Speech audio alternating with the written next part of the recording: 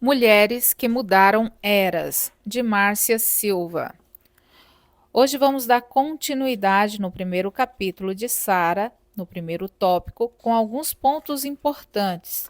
Nós já falamos sobre os testes à obediência, obediência ao chamado. Para obedecer é preciso sair, para obedecer é preciso perder. E hoje vamos estar falando sobre para obedecer é preciso se submeter. A submissão está associada à nossa vontade própria e antes de obedecer, precisamos nos submeter. Para isso, precisamos vencer nossa vontade e submetê-la à vontade de Deus. Somente então seremos capazes de obedecer ao chamado dele. Por isso, a submissão precisa vir antes da obediência. Primeiro, nós submetemos aquilo que Deus quer para a nossa vida. Depois, obedecemos, fazendo o que ele nos mandou fazer. Foi assim com Jesus. Primeiro, ele se submeteu ao Pai, abrindo mão de sua glória, e se fez homem. Depois, ele obedeceu e morreu numa cruz, porque Deus queria que ele morresse. Essa obediência é fruto de uma oração inteiramente submisso a Deus. Para cumprir um chamado, os princípios da submissão e da obediência precisam caminhar juntos. Mas também é necessário saber separar os dois, pois são princípios distintos. Podemos obedecer sem nos submeter. Isso acontece quando fazemos algo por obediência, mas no coração continuamos questionando e murmurando, pois no fundo discordamos e ficamos chateados porque temos que obedecer na marra. Isso não é submissão. Na verdade, submissão é quando nosso coração se abre para aceitar uma direção, ainda que ela não seja agradável para nós.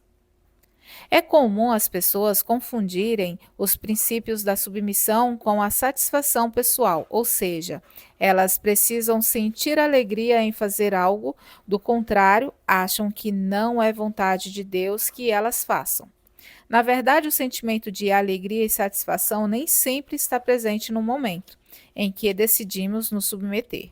Aliás, quase sempre acontece o oposto, ou seja, eles estão ausentes, pois nossa vontade está sendo contrariada.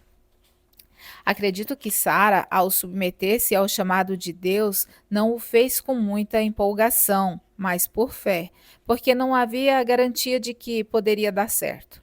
Certamente ela não tinha planos de se mudar para aquela nova terra. Talvez nem gostasse de viajar, pois deveria ser desconfortável andar sobre um camelo por vários dias. Com todo aquele calor, provavelmente sem poder tomar banho. Sara era uma mulher rica, acostumada a um estilo de vida de fartura, e nessa viagem provavelmente passaria por privações. Você é mulher e consegue entender isso. Quando uma mulher vai viajar, tem muitas coisas para arrumar e colocar nas malas. Agora, imagine quando é uma viagem de mudança. Muitas vezes, por ter que abrir mão dos vestidos, cosméticos ou sapatos, porque não cabem na mala, já acabamos maldizendo. Estou colocando nesses termos para que você entenda que se submeter, na maioria das vezes, não tem nada a ver com gostar, mas com algo que traz desconforto. É muito difícil imaginarmos como Jesus se sentiu ao tornar-se homem e viver entre nós, com tantas limitações, embora ele fosse Deus. Talvez possamos ter uma ideia de imaginarmos que tivéssemos que nos tornar uma formiguinha, viver num formigueiro e depois morrer lá. Não há nada de agradável nisso, mas Jesus fez algo semelhante por submissão. Portanto, não espere um sentimento de alegria e prazer para se submeter.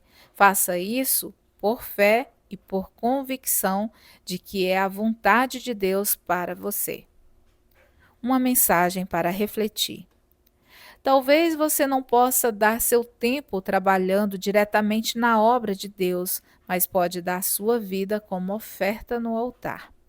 Dedique um tempo para fazer as observações de aprendizado no seu devocional e nos vemos nos próximos áudios. Até mais.